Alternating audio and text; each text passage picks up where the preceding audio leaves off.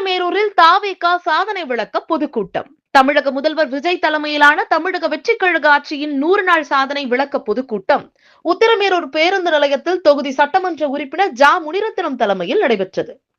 இதில் 100 ஏழை எளிய குடும்பங்களைச் சேர்ந்த பெண்களுக்கு இலவச தையல் இயந்திரம், மாற்றுத்திறனாளி ஒருவருக்கு 3 சக்கர சைக்கிள், 500 பெண்களுக்கு புடவை, அரிசி, மளிகை பொருட்கள் உள்ளிட்டவற்றை எம்எல்ஏ ஜா முனிரத்தினம் வழங்கி பேசியதாவது: தாவேகா தலைவர் விஜய் முதல்வராக பதவியேற்ற 100 நாட்களில் ஏராளமான நலத்திட்டங்கள் கொண்டு வரப்பட்டுள்ளன.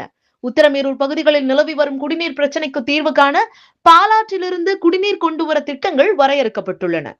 உத்திரமேரூர் போக்குவரத்து நெரிசலுக்கு தீர்வு காண புறவழிச்சாலை பணிகளை விரைந்து முடித்திடவும் புதிய பேருந்து நிலையம் அமைக்க பணிகள் முடுக்கிவிடப்பட்டுள்ளன. மிகப்பெரிய திட்டங்கள் அனைத்தும் நம் பகுதிக்கு விரைவில் வரவிருக்க உள்ளது.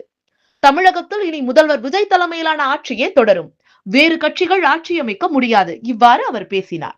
நிகழ்ச்சியில் மாவட்ட துணை செயலாளர் சரண்யா, மாவட்ட செயற்குழு உறுப்பினர் பேபி ஷாலினி, நகர செயற்குழு உறுப்பினர்கள் ரேகா, கீதா, ஒன்றிய செயலாளர் ரஞ்சித்குமார், நகர செயலாளர் பிரசாந்த், மாவட்ட கொள்கை பரப்பு துணை செயலாளர் வாடாதவூர் சதீஷ், முன்னாள் ஊராட்சி மன்ற தலைவர்கள் தங்க பஞ்சாட்சரம், பெருநகர் விஜயகுமார் உள்ளிட்ட தாவேகா மாவட்ட, ஒன்றிய, நகர கழக நிர்வாகிகள் திரளானோர் பங்கேற்றனர்.